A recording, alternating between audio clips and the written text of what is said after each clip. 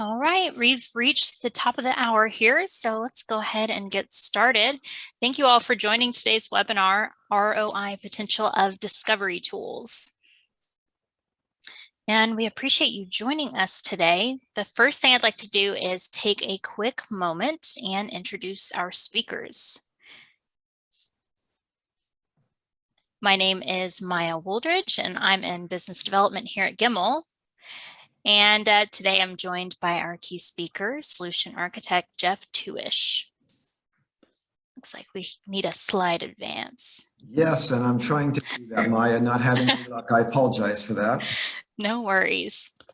I'll go ahead and start going over the housekeeping before we get started.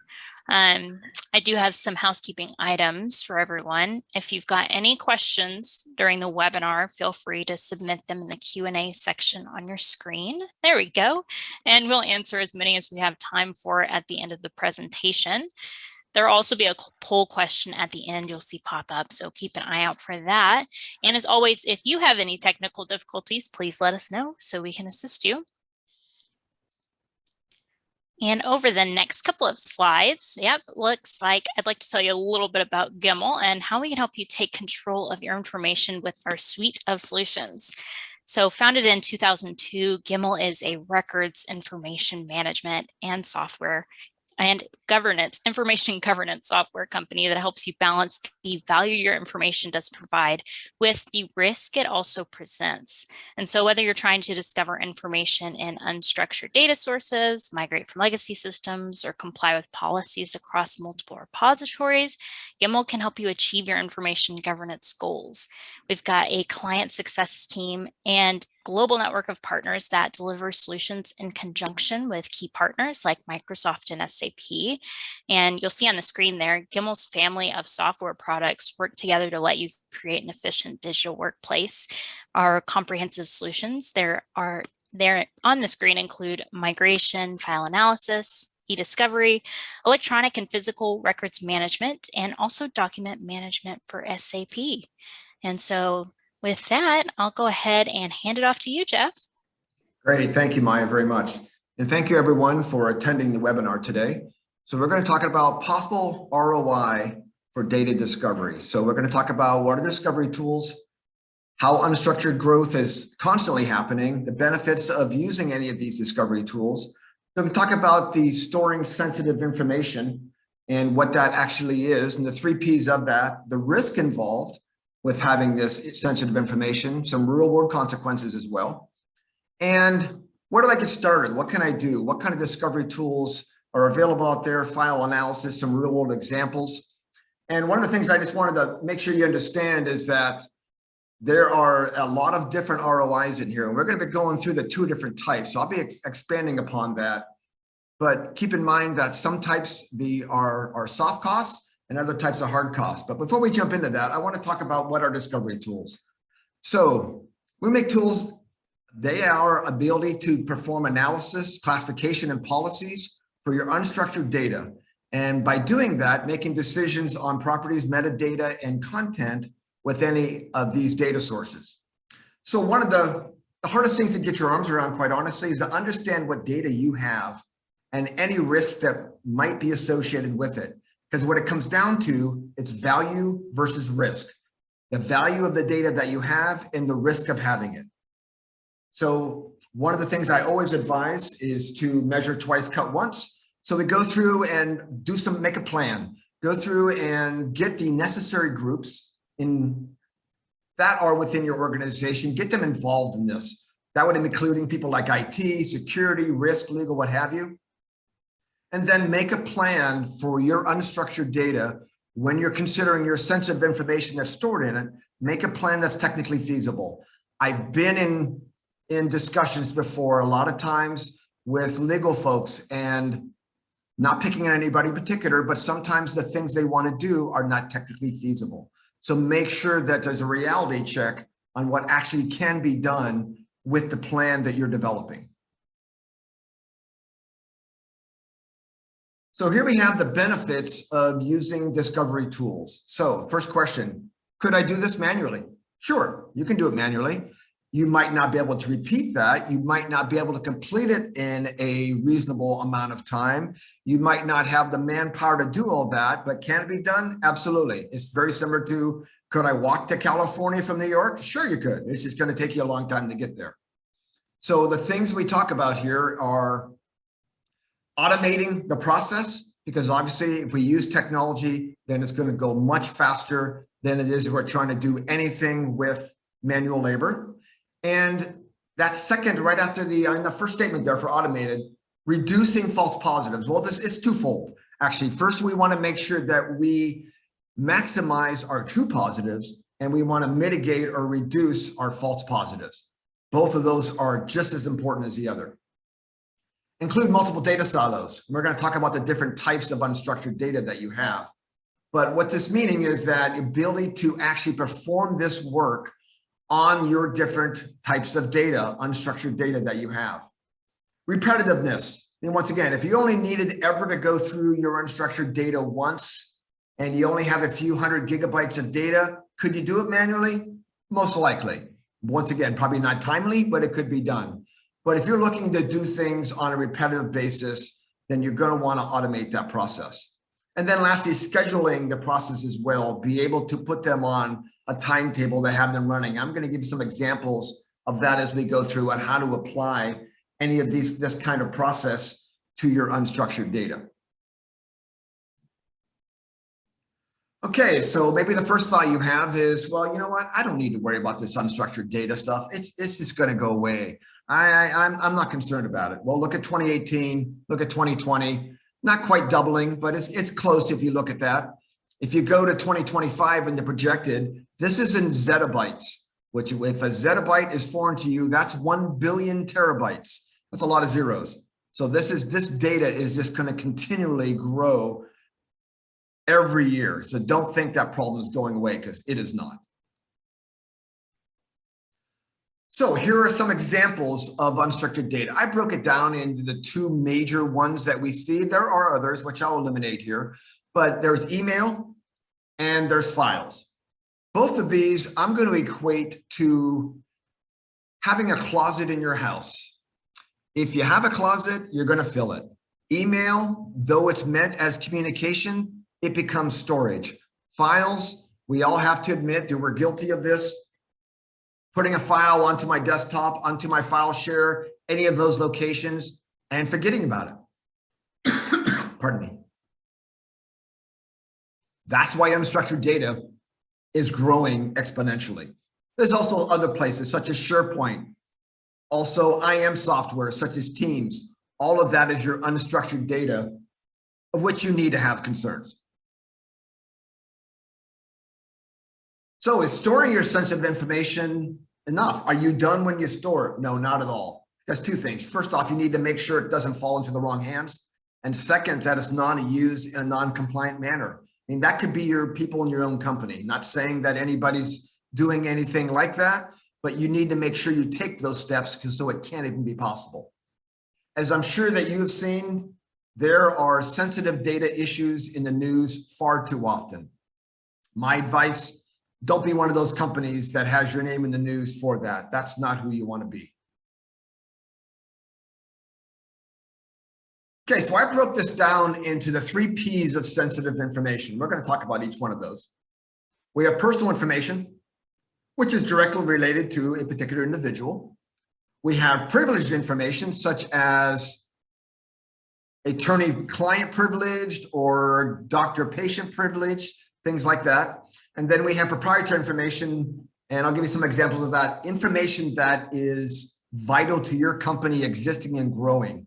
So I'll give you some examples of that as we go on. But let's talk a little bit about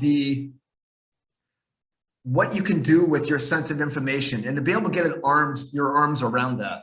So one of the things that I recommend is classifying that data. So what I mean by that, it's a proactive step to have the ability, whatever data discovery tool that you use, to have the ability to go through that data, to analyze it, and to assign classification to it, to be able to say, I know this is PII, or personal identifiable information, such as this contains social security numbers, or I know this is privileged information or proprietary, whatever labels you want to apply. Why you do that is because you should have then in your data discovery tool, the ability to remediate that data, to move it, copy it, or maybe even delete it. So the benefit of this is the classification is a proactive step to be able, in advance of needing it, to be able to label your information as what type it is. But then when it comes time to maybe remediate it, instead of having to go through, say you have 10 terabytes of data on your file share, but you went and classified and you only found 3% of that data is sensitive. Now, when it comes time to running a policy, we don't run it on the 10 terabytes. We run it on that 3% because we've already isolated that information and know that that's what we need to focus on. So then I would challenge you just with a question that don't expect an answer, but just to give you some thought. Do you know what data you have in your organization and where it is?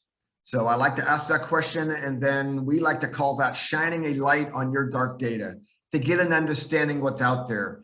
Most of the times, no offense intended, you don't know what you don't know. You're not sure what's there, and you need to perform that analysis to get an understanding of what is present in your environment.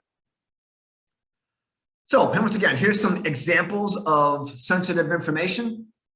The common ones you would think of: social security number and credit card. For personal, email address obviously identifies that. So just to give you an idea, and I've spoken about this before in other webinars, there are two types of PII, or personal identifiable information, PCI, PHI.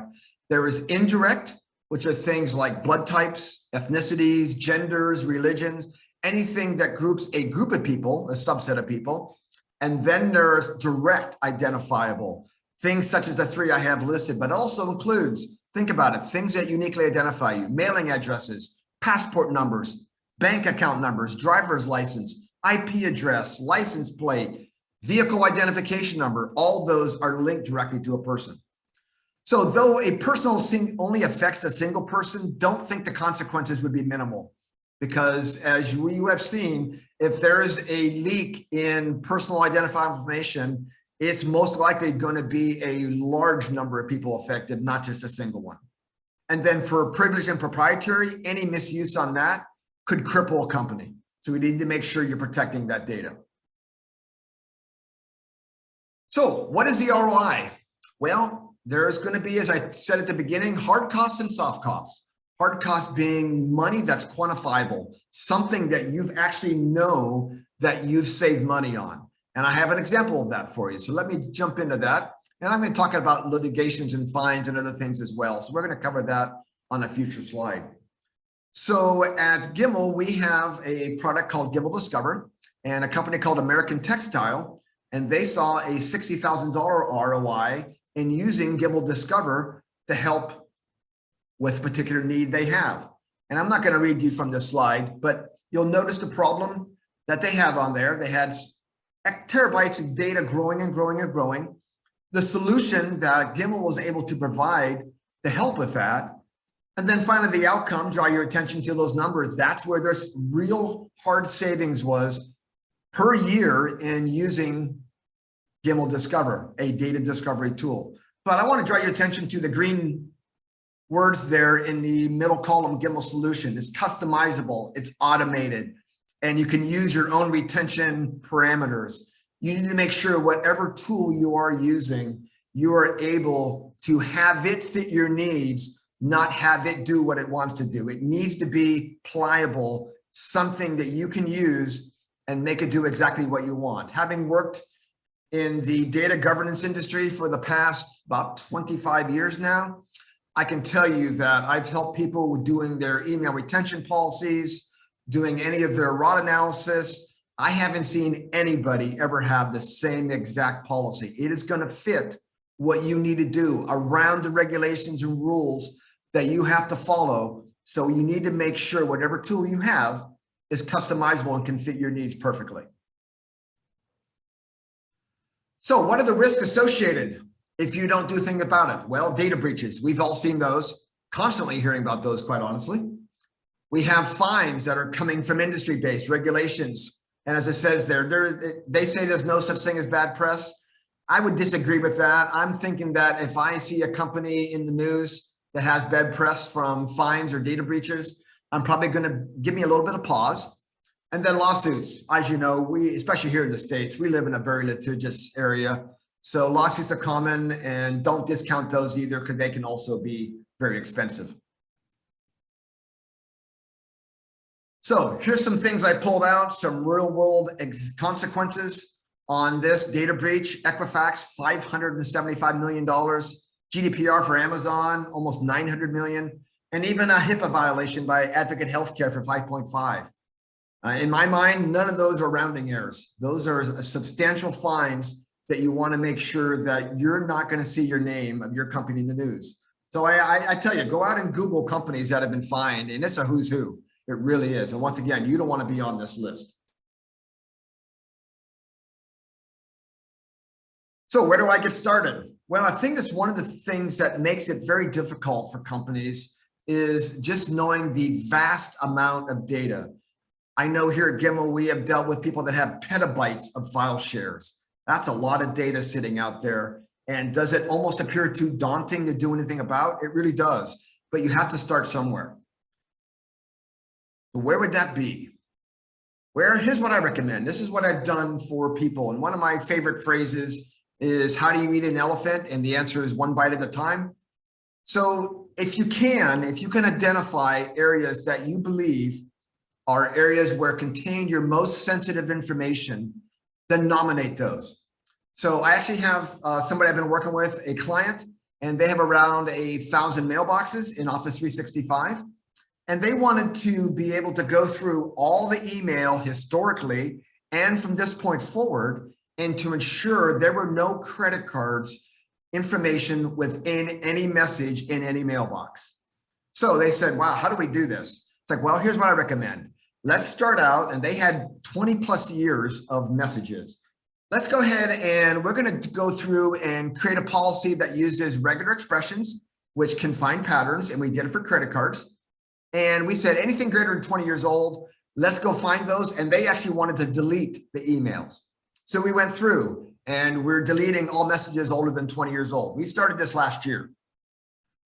Then as we go down through, we finished all those for all mailboxes. Then we said, okay, now we're going to tighten the screws a little bit and go down to 19 years. Perform that step again, 18, 17. We are now down to about the 3-year mark. So we're looking at data from 2019 and forward. And we're going to keep getting that historical data under control while constantly, obviously, new data is being introduced in the environment with new messages that have credit cards.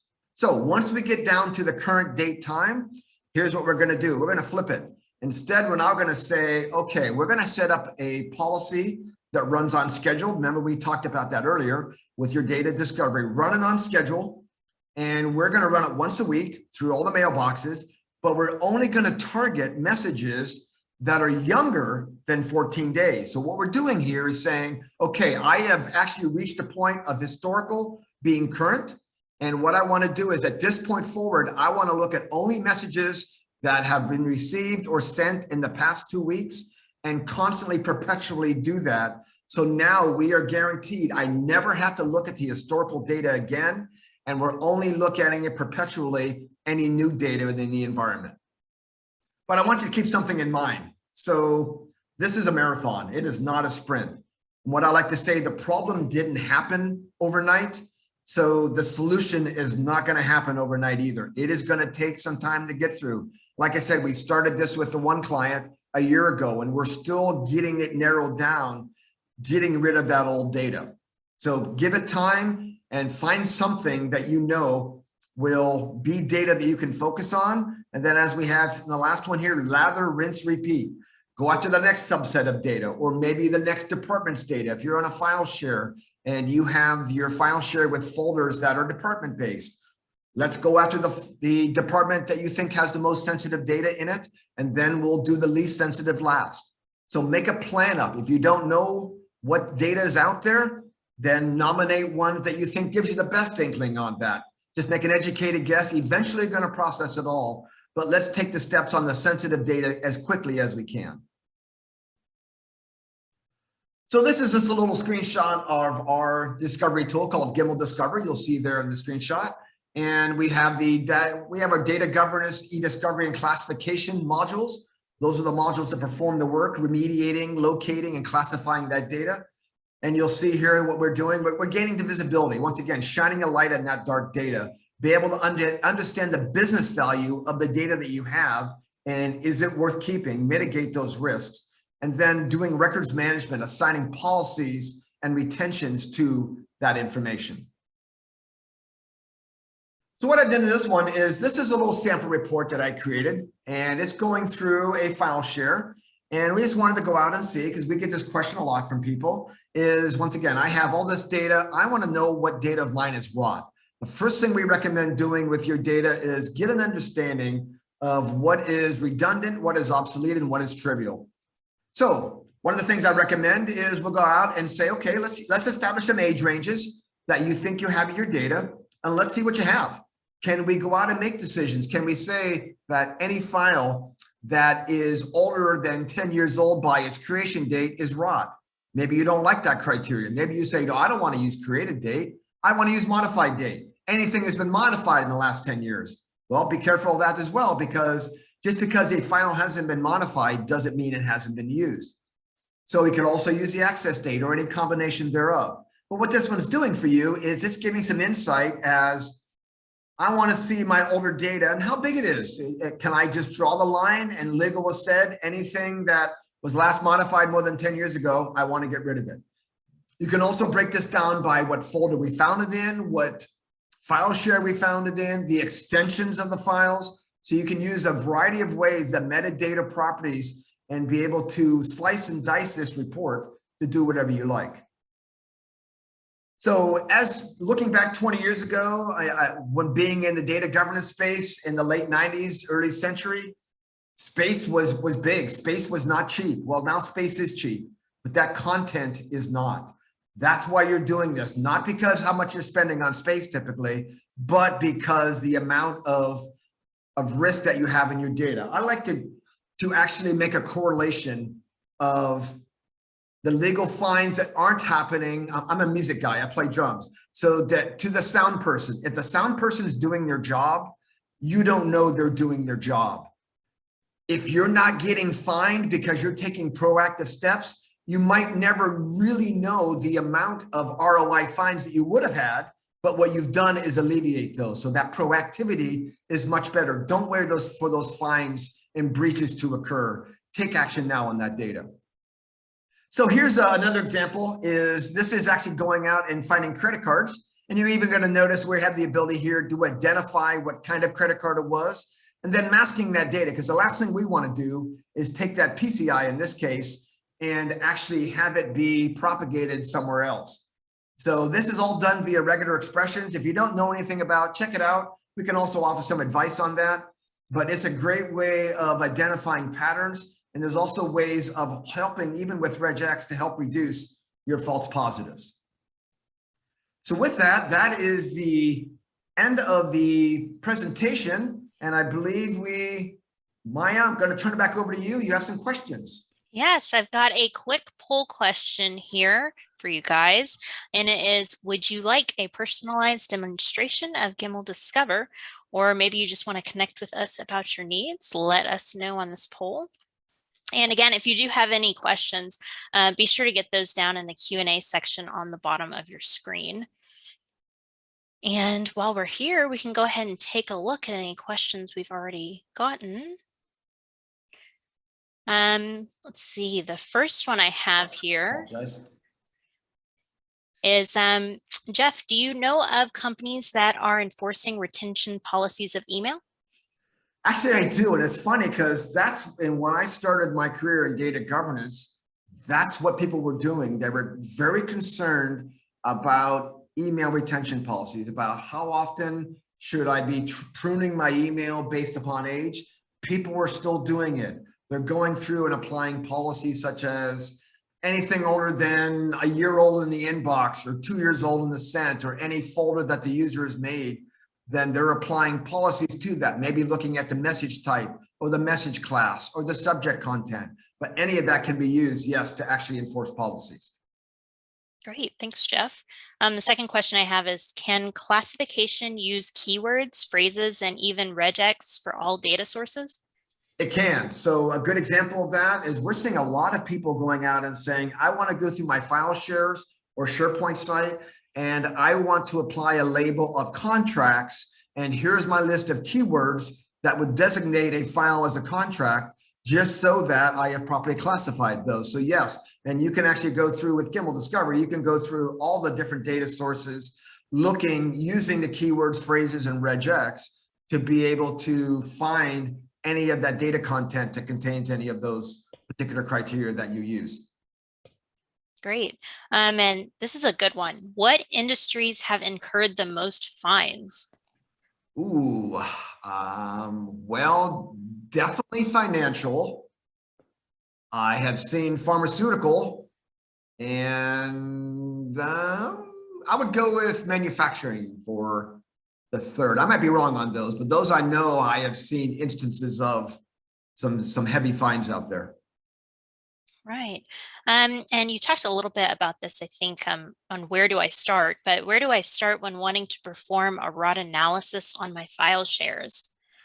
Once again, I would get an idea, if you can get an idea from legal, if there's any legal retention policies that you need to be aware of, and then just try to get your arms around how old your data is. And once again, what your criteria would be on determining ROT. Do you want to use this typical 3 dates on a file? There is the creation, the modification, and the last access date. Do you want to use just one of those, a combination thereof, and make those decisions? But keep in mind, you could have a file that is 10 years old, and you could have a file that is a year old. But if the year-old file has never been accessed since it was created, is that more valuable than a file that was created 20 years ago, but is accessed weekly? My answer would be no. The one that's accessed weekly is more important. So make sure that you have good criteria in determining your ROT. All right. And I've got a couple more questions. Could a single process find all occurrences of a content match for all my data sources? I hope so. If that the product that you're looking, whatever you're looking for, data discovery for that automation, I would heavily advise that. You shouldn't have to do things differently for the different data sources. Because once again, we'll take on contracts again. A contract could be stored in a multitude of places. It could be an attachment in an email. It could be in SharePoint. It could be in OneDrive. It could be on a file share. So yes, you need to make sure that whatever data discovery tool you have can go after those different data silos. All right, a couple more from the audience here. Besides file shares, what types of repositories can Gimmel analyze? Oh my, okay, you're gonna test me. So let's see, we have file shares, all the flavors of Exchange email, Gmail and Google Drive, OneDrive, Box, Teams, PST files. I'm sure I'm leaving something out here. Let's go with also OLEDB, which is any SQL kind of databases we can always look at. We can't remediate those, but we can certainly find data within them. I think that is the full list. All right. And another product question, how do you differentiate this product from others in the marketplace? Oh, good question. I would think that Gimmel Discover is differentiated. Actually, I'm going to take that last answer as one of the ways, because we can go after the multiple data sources in your environment, all the different forms of unstructured data, and perform the same policy analysis on all of them the same. So using the same keywords or regular expressions, whatever it is, we can actually focus and be able to same time diverse ourselves into all these different data sources. All right, great. And I think that's all of the questions we have. So if anyone else has any additional questions, feel free to reference our contact information there on the screen. You can also send an email to info@gimmel.com, or visit our website at www.gimmel.com. And for those interested in a recording of this webinar, we will be sending it out between 24 to 48 hours in the form of a thank you email. But with that, that's all we have. So be sure to keep an eye out for any upcoming webinars this year. And thank you everyone for your time.